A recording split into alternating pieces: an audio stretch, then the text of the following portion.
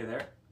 So about 2 months ago, I posted a e-kit setup tour on this guy right here, which was my Frankenstein Alesis Nitro Max Roland Lemon thing, and this thing's awesome. I went a little crazy, and you'll see in the last few covers I've been doing. I've been playing on this now. So this is my acoustic to electronic conversion.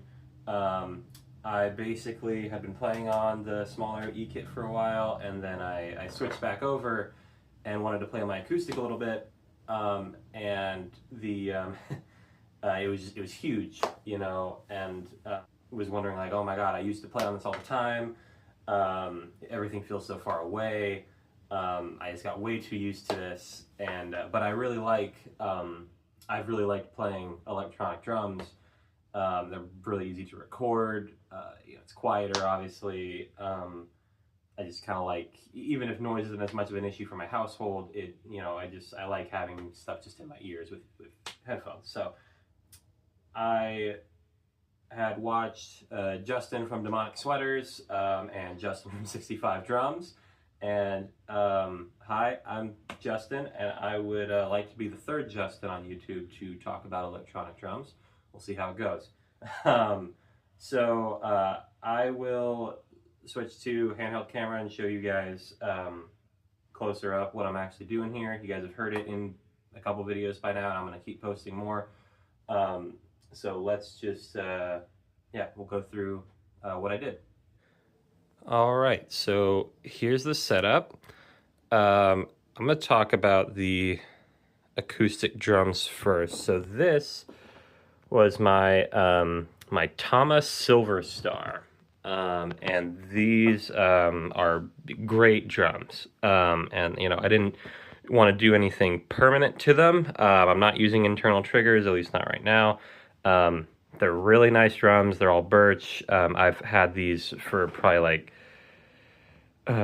eight years or so at this point. I gigged with them for a long time. I recorded with them, and yeah, these things are great. They've been dinged up. They've taken some road wear, but I thought I want to play them again. So I started this project again, mostly for noise and just for fun. I mean, it was a fun project to take on. So there are some parts here that are from the Alesis that I just harvested, and then I'm probably just going to turn that kit back into the Alesis Nitro Max and just kind of leave it there. So let's talk about how I did it. So this is still the Roland TD11 module, the same one that I was using in the last kit tour. So great, I'm still basically using the same sound, so the sound of the covers probably hasn't really changed much. I've made a few adjustments, and there's been an addition or two here. But yeah, same module. This thing's great. It is affordable. I wish it had a second expansion slot. Right now I'm thinking about maybe getting some cable splitters and doing some stuff, but it only has the Crash 2 input and no like Tom 4 aux input, which is kind of annoying. So maybe in the future get something else, but this is great for now. I love it. For the actual drums, so I did go on the cheap end for things, but it's working great. So I went ahead and got just the Remo Silent Strokes, little 1-ply mesh heads, and then the Ddrum redshot triggers. Tom triggers work great, and the kick trigger works great too. I will say, for anyone, if you also buy this, and you might have been having the same problem as me, so the claw hooks on this drum were like recessed, and it was kind of causing it to, one, I had to buy a longer tension rod to actually fit it in there, because the ones that come with the kit aren't long enough. And two, because they're recessed, it kind of wants to pull it back. You can see it kind of bent there. So when I first got it, it was just not coming into contact with the actual drum head, and I was really frustrated, and I thought, oh, I'm gonna have to buy a clip, not a clip-on, but the ones that like attach to the hoop. I'm gonna have to get another trigger, and that's gonna be really annoying. And then I posted on Reddit, and someone basically just told me to literally bend it, because this thing is super simple. It's just metal wires and a trigger. So yeah, I literally did just take it, bent it like a spoon in your hand, and it's making great contact, and it triggers great. I haven't had really any problems. I mean, you know, I had to adjust some settings in the module for all this a little bit of threshold, sensitivity, whatnot, but I'm not really getting any double triggering, and everything's playing like I want it to. So yeah, the cheap end can work. Even this is a 16-inch floor tom, so it can work. Oh yeah, size is 22 by 18, 12 by 9, or 12 by 8. I think 12 by 9, and this is 16 by 14. But yeah, I'm getting great trigger results for those sizes. I had to do a little bit of adjustment, but not much. Yeah, everything's good there. I'm kind of running all my cable management through here. I thought about doing it through the front, but this doesn't show up on video as much, so I thought I'd just do it there. And it kind of helps with cable length. The kick trigger's right there. Floor tom trigger's right there. The other drum, so I did not actually convert my snare drum. This is just an electronic snare drum. This is a Lemon 13 by 5, excuse me. And this thing's great. It looks good. It's got like a black sparkle finish, which is not my favorite, but it fits in just fine with the rest of the kit. You know, already has the rubber rim just pre-installed on it. And it looks and feels like a regular snare drum. It triggers great. One thing annoying is it comes with these little, it has a little barcode sticker on the side that I could not get off without using like Goo Gone or something. So instead of doing that, I just pretend I'm still playing my SJC snare. I just threw another sticker over it. So anyway, it fixed the problem, and I don't know, I think it's kind of funny. Sorry, Lemon, if you're watching this. I actually like your products. I didn't cover up your logo, but your logo just happens to be the input jack.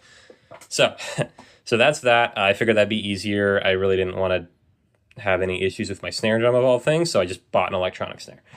So cymbals, they are all Lemon cymbals.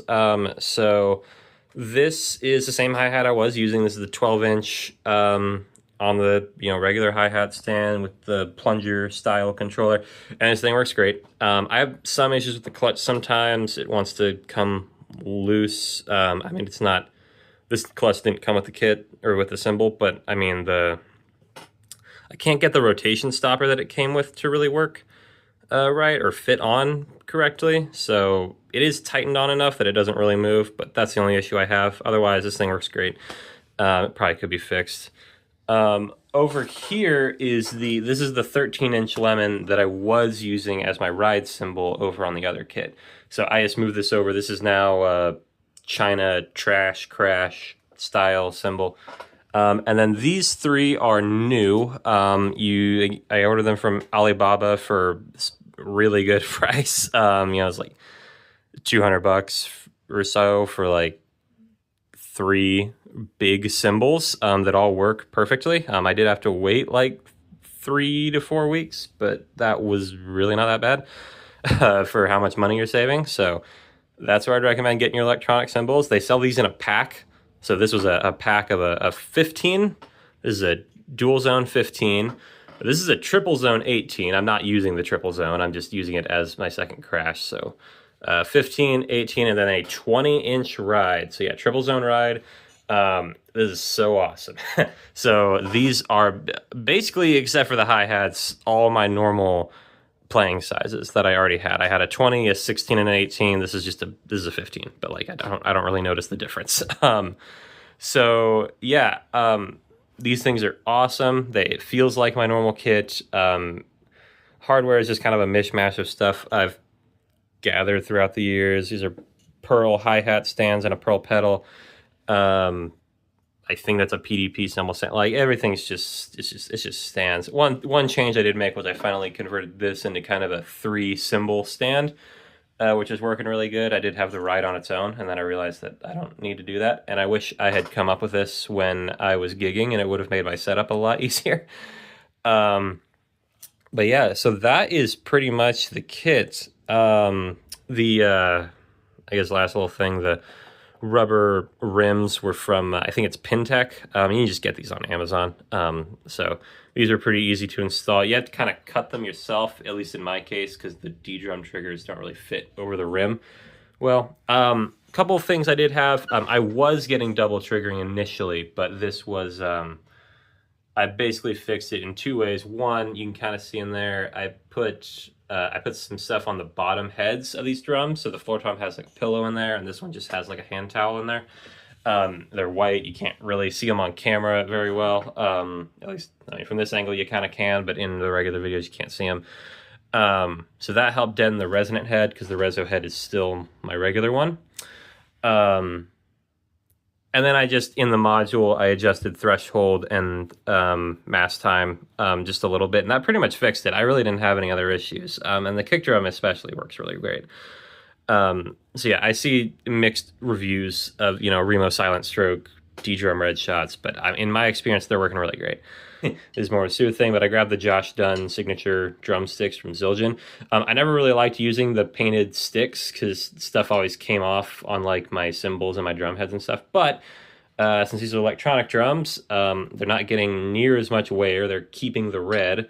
And I kind of just wanted to have a little bit of a, you know, I had the Ddrum, the red shots. I got these red cymbal felts. I thought I'd just kind of go for like a red kind of theme. So I picked those up, and they're great too, because actually they're a little bit longer than like a 5A, which helped me get back accustomed to the bigger kit. They have a little more reach, which is nice. One last upgrade I did make was I'm not using, because I'm playing this floor tom now, I'm not using it as a laptop stand anymore. So now I'm using an old drum throne.